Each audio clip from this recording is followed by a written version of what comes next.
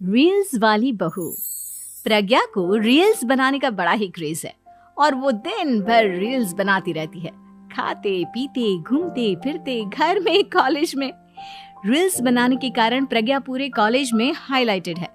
जहां उसकी रील्स सभी को पसंद आते हैं, वहीं मनीषा चिंता में डूबी रहती है। एक रोज जब खाते हुए प्रज्ञा रील्स बना रही होती है, तब मनीषा कहती है, 1 मिनट भी चैन नहीं है इस लड़की को।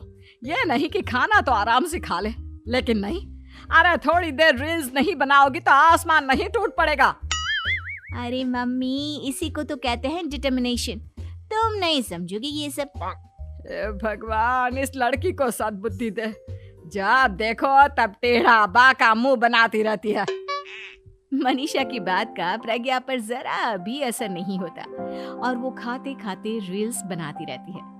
दिन बीतने लगते हैं और देखते देखते प्रज्ञा का कॉलेज भी खत्म हो जाता है। आए दिन कोई ना कोई मनीषा को प्रज्ञा की शादी करवाने का सुझाव दे जाता है।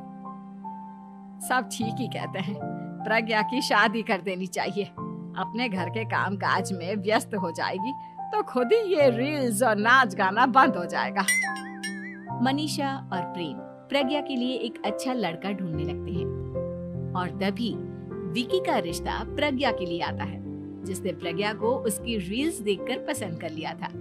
अगले दिन विकी अपने माता पिता के साथ प्रज्ञा के घर पहुंच जाता है और प्रज्ञा साड़ी पहने हाथों में चाय की ट्रे लिए उनके सामने आती है। जब विकी को पसंद है तो हमें भी बहू पसंद है। बहन जी, आप बारात की तैयारी कीजिए। एक बार लड़का लड़की अकेले में बात कर ले तो अच्छा रहेगा। हाँ हाँ, क्यों नहीं। मनीषा विकी को प्रज्ञा के कमरे में भेजती है, जहां प्रज्ञा पहले से ही रील्स बना रही होती है। तभी विकी कहता है, आ गए आपके साजन जी। हमारे साथ ये रील्स कंप्लीट करती तो और भी अच्छा रहता। अच्छा जी, अब आ ही गए हैं तो बना ही लेती हूँ आपके साथ। दोनों मिलकर रील्स बनाते हैं। जब वी मीट और तुरंत पोस्ट भी कर देते हैं। फिर विकी कहता है, जब आप साड़ी में चाय लेकर आए तब मुझे लगा कि कहीं मैं गलत घर में तो नहीं आ गया। अब सही है। दोनों की शादी पक्की हो जाती है और शादी के दिन भी प्रज्ञा रील्स बनाने से चूकती नहीं। यहाँ तक कि बारात के समय भी नाचते हुए रील्स बनाती है। सभी लोग प्रज्ञा की तारीफ के पुल बांध देते हैं और प्रज्ञा नाचती गाती अपने ससुराल चली जाती है। सब कुछ अच्छा चल रहा होता है। प्रज्ञा यहाँ भी दिन भर हर चीज की रील्स बनाती रहती है। लेकिन कुछ दिनों के बाद जब सुनीता कहती है, बहू, ये रील्स के साथ साथ कुछ काम भी कर लिया करो। वैसे तुझे और क्या क्या बनाना आता है? मम्मी जी, वैसे तो सब कहते हैं कि मैं सब कुछ अच्छा बनाती हूँ, लेकिन मुझे लगता है कि मैं मैगी अच्छा बना लेती हूँ। हाँ, कॉफी भी अच्छा बना लेती हूँ और मुंह तो सबसे अच्छा बना लेती हूँ। हैं? अच्छा अच्छा।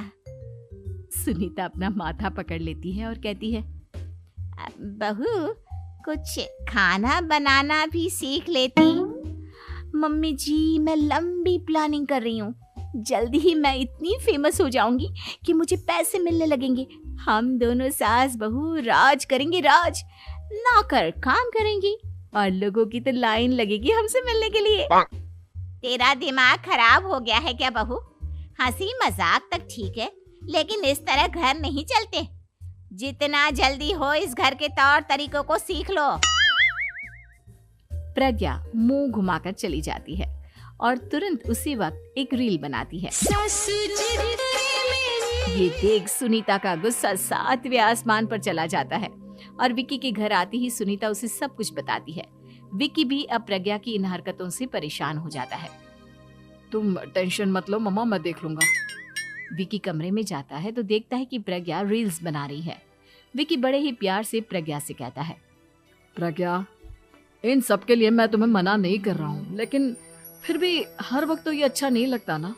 समझने की कोशिश करो, मुझे भी तुम्हारा थोड़ा वक्त चाहिए। मैं जब ऑफिस से आता हूँ तो मुझे समय देने की जगह इसी में लगी रहती है। तुम ज्यादा ही सोच रहे हो। तुम भी मेरे साथ रील्स बनाओ ना, तुम्हें भी बहुत अच्छा लगेगा। तुम्हें इज्जत से कोई बात समझ में नहीं आती क्या? दिमाग खराब हो गया है तुम्हारा इस चकाचौंध से। अगर तुमने अपना रवैया नहीं बदला तो मैं तुमसे दूर चला जाऊंगा। तुम ही रिश्ता लेकर आए थे, मुझे लड़कों की कमी नहीं थी और ना आज है। विकी दरवाजा पटक कर चला जाता है। धीरे धीरे विकी प्रज्ञा से दूर होता जाता है। एक रोज मनीषा प्रज्ञा के ससुराल उससे मिलने जाती है। तब सुनीता उससे कहती है, बहन जी, अब आई हैं तो कुछ दिन यहाँ रहकर जाइएगा, आप ही का घर है। हाँ मम्मी, बहुत दिन हो गए तुम्हारे साथ एक भी रील नहीं बनाई मैंने। प्रज्ञा तुरंत अपने फोन में रील्स ऑन कर लेती है। ये सब मुझसे नहीं होता। तेरा ये भूत अभी तक नहीं उतरा क्या? बहन जी, आप कुछ कहती नहीं क्या इसे? जब आप ही कुछ नहीं कर पाई तो मैं कर ही क्या सकती हूँ। सास तो वैसी ही बदनाम है। शाम को घर की लाइट चली जाती है और मनीषा प्रज्ञा से कहती है, मेरे घुटनों में बहुत दर्द हो रहा है, तू लाइट का कुछ इंतजाम करना बेटा। अच्छा, कैंडल जला देती हूँ मम्मा। प्रज्ञा गाते हुए कैंडल जलाती है और खिड़की के पर्दे के पास रख देती है। मनीषा, जिसे बहुत दर्द हो रहा है, वो सो जाती है और प्रज्ञा हमेशा की तरह अपने रील्स में लग जाती है। उधर कैंडल की वजह से पर्दा आग पकड़ लेता है और मनीषा के कमरे में आग लग जाती है। बचाओ, कोई है, बचाओ। सभी भागते हैं और विकी कमरे की आग बुझाने में लग जाता है, लेकिन तब तक मनीषा आधी जल चुकी थी। मनीषा की हालत देख प्रज्ञा रोने लगती है। विकी मनीषा को तुरंत हॉस्पिटल ले जाता है और उसे एडमिट कराता है। विकी प्रज्ञा से कहता है, देख लिया ना, तुम्हारे इस नाच गाने की वजह से आज तुम्हारी माँ की जान जाते जाते रह गई। अब पता नहीं तुम और क्या चाहती हो। उधर डॉक्टर कहते हैं, इनकी हालत बहुत नाजुक है, आधे से ज्यादा जल चुकी है। प्रज्ञा रोती हुई मंदिर में जाती है और भगवान के आगे जाकर कहती है, भगवान, मेरी माँ को ठीक कर दो। मैं कसम खाती हूँ, हाथ से ये रील्स बनाना छोड़ दूंगी। बस मुझे मेरी माँ वापस मिल जाए। 2 दिन बीत जाते हैं और मनीषा खतरे से बाहर आ जाती है। पेशेंट अब ठीक है, आप लोग उनसे मिल सकते हो। सब कोई मनीषा से मिलता है और प्रज्ञा सबके सामने अपना फोन तोड़ देती है। मुझे माफ कर दो मम्मा, मैंने तुम लोगों की बातों को नजरअंदाज किया। बेटा, कोई भी चीज जरूरत से ज्यादा खराब है। मैंने तुम्हें रील्स बनाने से कभी मना नहीं किया, लेकिन हर वक्त एक ही चीज तो सही नहीं है। मैं समझ गई हूँ मम्मा, आई एम सॉरी। प्रज्ञा उस दिन से रील्स बनाना छोड़ देती है और पूरी तरह से अपने घर में लग जाती है।